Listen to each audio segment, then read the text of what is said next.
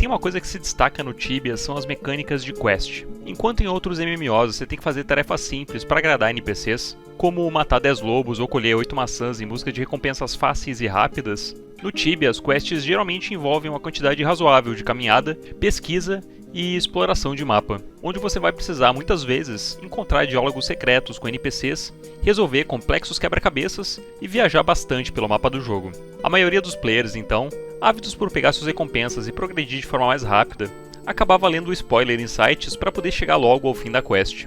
Isso meio que matou o RPG do Tibia para muita gente, e tirou esse gostinho dos jogadores de tentar desvendar os enigmas por si só. Mas existe uma quest antiga que é tão complexa que mesmo com o auxílio de spoilers das Wikis, ainda confunde muitos jogadores até hoje, tanto pela sua lore pouco definida, quanto pelos seus complexos enigmas e puzzles. Hoje vamos falar sobre a Paradox Tower Quest. A Paradox Tower, ou Torre do Paradoxo, é uma torre mágica que pode ser encontrada dentro de um espaço inacessível no interior de uma montanha na área central do continente. O único acesso para se chegar na torre é um teleporte secreto escondido no coração de Monte Sternon. Usando a magia de levitação, você escala algumas rochas e chega na área secreta desconhecida para muitos players. Passando pela porta do nível 30, você segue pelo caminho até se deparar com uma cova misteriosa. Escrito em uma placa, você pode ler o que é quase um aviso ameaçador de alguém que quer afastar curiosos dali a qualquer custo. Não tem tesouro algum para vocês aqui, seus tolos. Deixem a cova de meu mestre em paz, ou sintam a minha ira. Avançando um pouco mais e lendo a inscrição na lápide, você tem um vislumbre de toda a maluquice que você está prestes a se meter. Em memória do meu amado mestre, um dia você verá de onde estiver que eu estava certo. Eu não sou louco. É sua própria culpa que você tenha morrido e não minha. Seguindo pelo caminho, nos deparamos com o primeiro enigma da quest. Existem 4 altares com alguns crânios espalhados pela sala. Não existem dicas aqui, mas se você coloca um crânio em cada um dos altares e pisa no SQM central, é teletransportado imediatamente para o pátio da torre. O lugar é bem bonito e parece um jardim que leva até um caminho para o norte. Cortando os matinhos e seguindo o caminho para o norte, você finalmente se depara com a torre. A Paradox Tower é uma torre gigantesca, construída totalmente de Magic Walls. Antigamente as Magic Walls eram blocos negros maciços, o que dava para a torre uma aparência aterradora no Tibia antigo. Hoje as Magic Walls foram remodeladas para ficar semi-transparentes, o que tira um pouco daquela aparência assustadora que a torre tinha antes, deixando-a hoje com um visual mais místico e misterioso. As 2 portas da torre estão abertas, e ao abrir a porta você dá de cara com uma cena inusitada. No interior da torre, tudo que você pode ver é uma grama alta, que quase bloqueiam a sua visão, mas no meio do aposento você ainda consegue ver uma imensa pedra. No primeiro andar da torre, temos que cortar as graminhas em uma certa ordem, depois pisar em um SQM no canto oposto da sala e esperar até as gramas começarem a crescer novamente para pisar em outro SQM. A pedra vai sumir dando lugar a uma escada. Então antes que a grama cresça totalmente, você precisa começar a correr até alcançar a escada e subir para o segundo andar. No segundo andar podemos encontrar 2 grandes estantes de livros e 6 alavancas. Nessa sala basta você alinhar 6 alavancas na ordem correta que uma escada surgirá te levando para o próximo andar. O interessante desse andar não é o puzzle das alavancas, mas sim os livros que você encontra nas estantes. 2 deles em particular são bastante importantes, não só para saber um pouco mais da lore da torre, como também para conseguir fazer um dos desafios dos pisos superiores. O primeiro livro da estante da esquerda conta um pouco mais sobre a origem da torre, num relato do seu próprio criador. Agora eles me chamam de louco, mas nas gerações vindouras verão minha genialidade. Vou provar que eles estão errados de uma vez por todas. Todos eles! Encontrarei respostas para perguntas que eles nem se atrevem a fazer. Abrirei portas para mistérios jamais imaginados por eles. Eu vou aprender até mesmo o segredo da morte. Serei imortal e governarei supremo sobre a terra. Eu vou trazer paz, morte, justiça e medo. Eu vou... O criador da torre, aparentemente, era um mago megalomaníaco que queria se tornar imortal e governar o Tibia do topo da sua torre mágica, se tornando um deus. Coisa que a gente sabe muito bem que acabou não acontecendo no final das contas, porque ele acabou morrendo e sendo enterrado por um de seus próprios súditos, que aparentemente também é o seu próprio algoz. E sobre essa busca do mestre da torre em ser um deus, tem um outro livro onde ele, contemplando essa possibilidade, começa a devanear sobre os mimos que ele quer receber dos seus súditos. Serei um deus muito melhor que os outros, e meus adoradores terão que fazer sacrifícios para mim. Sim, terão de fazer, mas o que vou pedir para eles? Não muito, talvez comida, mas como serei um deus bom, então só aceito plantas. Não qualquer planta, mas sim só as melhores frutas. Eu amo frutas. Eles teriam que sacrificar um melão, por exemplo. Ah, e depois uma banana. Mas eu também adoro cerejas. Então eles têm que trazê-las também. Sim. Então eles têm que invocar um ritual envolvendo uma maçã e uvas. Uvas são importantes, sim, de fato. E como último sacrifício exijo um coco dos meus fiéis. Só então eles podem ascender ao meu trono. Ah, sim, que alegria para eles! Dá pra ver que esse mestre da torre era um cara que claramente não batia muito bem da cabeça. O que pode ser muito bem comprovado por um terceiro livro, que tem apenas uma frase: Espelho, espelho meu, existe alguém mais louco do que eu? Fazendo uma alusão à frase da madrasta da Branca de Neve. E curiosamente essa sala também é cheia de espelhos nas paredes, dando a impressão que foi aqui mesmo nessa sala que as maiores divagações do Mago Louco aconteceram. No restante dos livros você pode encontrar apenas textos elegíveis para seres humanos normais. E em um desses livros você pode encontrar a resposta para o Enigma das Alavancas. Copiando o texto do livro e lendo de trás para frente, ele nos diz a ordem correta das alavancas. Você decide continuar sua missão e segue subindo rumo ao topo da torre. No próximo andar você se depara com uma sala dividida em duas partes. No lado de cá você tem acesso apenas a uma única alavanca e do outro lado existem vários pisos especiais que poderiam ser pisados por você, se não fossem inacessíveis. Puxando a alavanca, você summona um gol na salinha, que vai ficar ali andando aleatoriamente de um lado para o outro até pisar num SQM no canto da sala. Quando ele pisa por alguns segundos naquele SQM, surge uma escada, mas você precisa subir rápido a escada. Caso contrário, o gol vai sair daquele SQM e a escada imediatamente vai sumir. E aí você vai ter que esperar o gol ficar andando até pisar naquele SQM de novo. Depois de muito tempo esperando o morto-vivo fazer a rota correta, você finalmente sobe até o próximo andar. Você sobe um andar e se depara com a sala de sacrifícios. Ela está trancada, e achar a chave dessa sala não vai ser uma tarefa nada fácil. Ela está extremamente bem escondida no interior de uma árvore misteriosa próxima à base do Horned Fox. Quando você se aproxima da árvore, recebe uma grande quantidade de dano poison, e pode até mesmo morrer se for pego de surpresa com a vida baixa. A chave de cobre número 3899 se encontra escondida no interior do casco podre da árvore, e apenas em posse dessa chave você vai conseguir abrir a porta da sala de sacrifícios. Como vocês bem lembram, no livro da biblioteca o Mago Louco comenta sobre quais as frutas que ele queria que fossem servidas para ele como sacrifício. Da esquerda para a direita devemos colocar então um melão, uma banana, uma cereja, uma maçã, um cacho de uvas e um coco. Puxando a alavanca as frutas somem e surge uma escada. Essa escada permanece até o próximo server save, então apenas um sacrifício de frutas é necessário por dia para manter essa escada de pé, diferente de outros puzzles da torre que resetam toda vez que você sobe.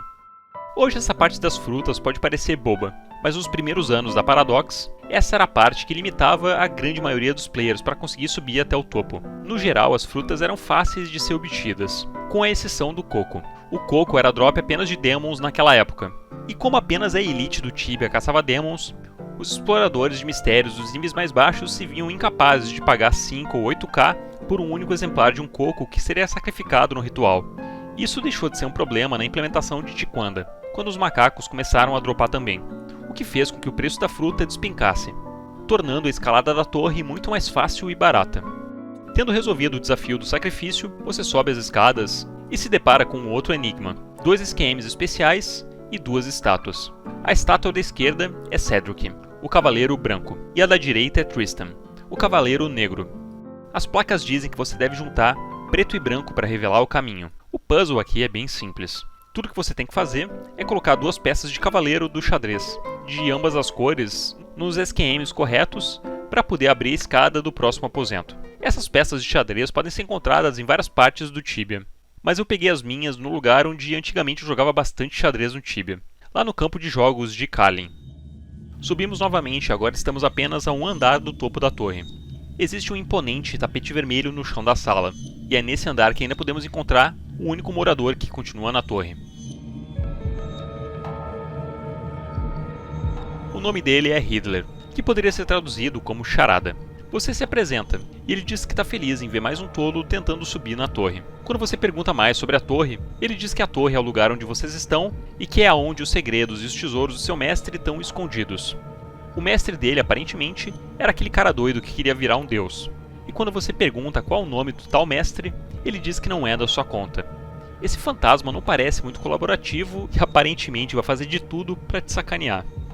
Ele diz que é o guardião dos tesouros do mestre que repousa no topo da torre, e diz que você só pode subir no último andar se passar em um teste. Ele propõe então uma série de perguntas e respostas. Para cada pergunta que ele fizer, você vai ter que dar a resposta exata do que o fantasma pede. Caso contrário, você será teleportado para Hellgate, um dos lugares mais afastados e perigosos do Tibia antigo.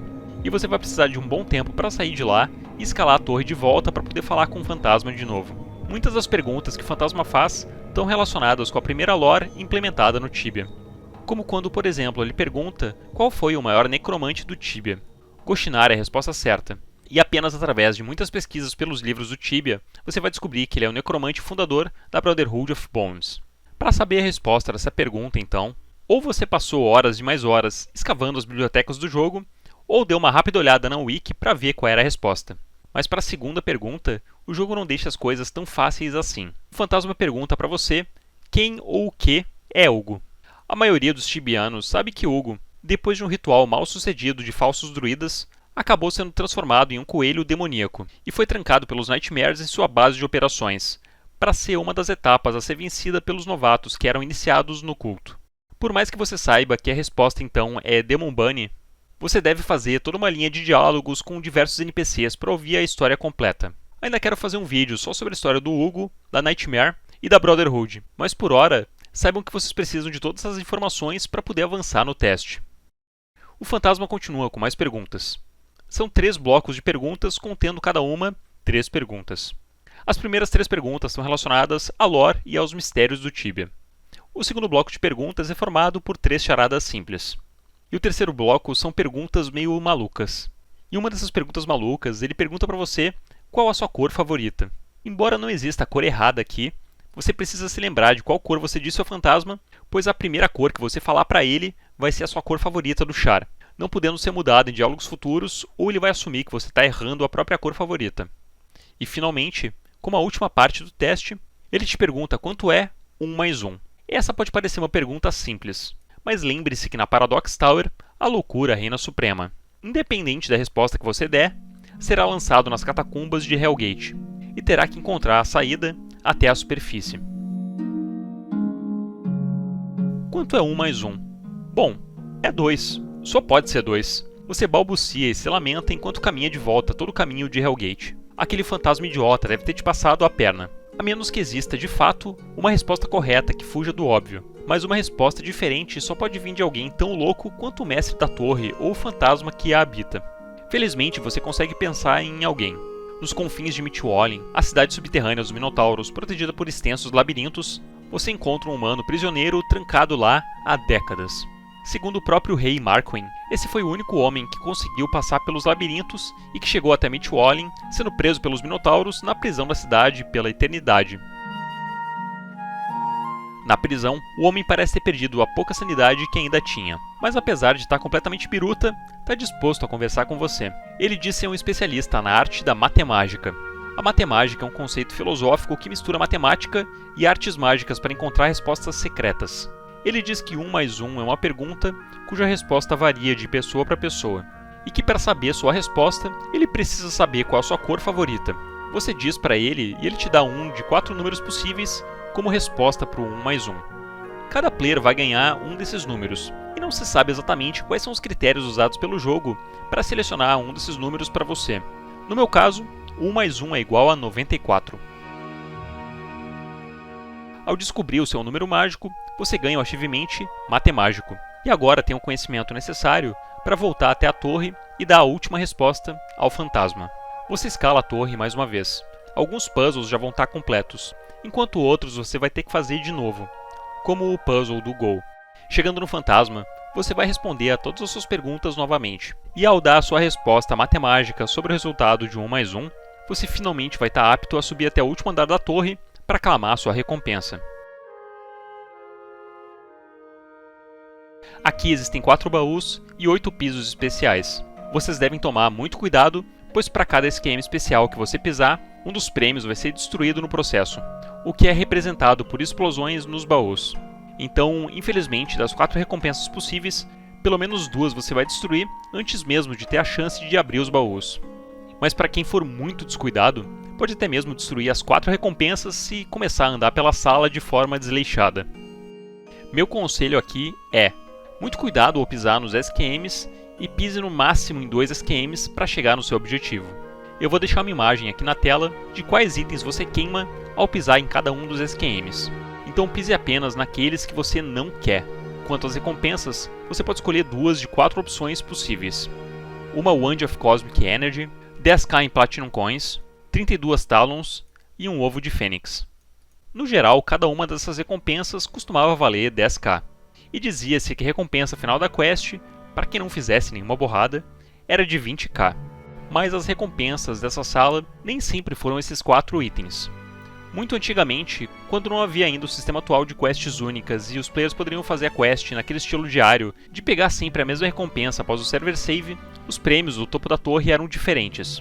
Subindo a torre, você poderia pegar uma Red Spell Wand, um Time Ring, uma Magician Hat e uma Gema Violeta. Esses prêmios seriam mudados 2 anos mais tarde, quando no update 7.24 o sistema de quests únicas foi implementado. Foi nessa época que a Paradox Tower se tornou de fato uma quest. E foi nessa época também que nasceram quests como a The Postman e a Annihilator. Os prêmios agora foram alterados, e eram quase iguais aos que a gente tem hoje, com apenas 2 diferenças. A primeira diferença era o prêmio da Wolden Wand, e que ao invés de Talons, a quest te dava uma AOL, que foi implementada como recompensa no update 7.24, mas que rapidamente acabou sendo removida depois de alguns updates, por ter sido um item muito mais valioso do que os demais, e sendo geralmente a primeira escolha de quem terminava a quest. Ela acabou então sendo substituída mais tarde pelas 32 Talons que a gente tem hoje.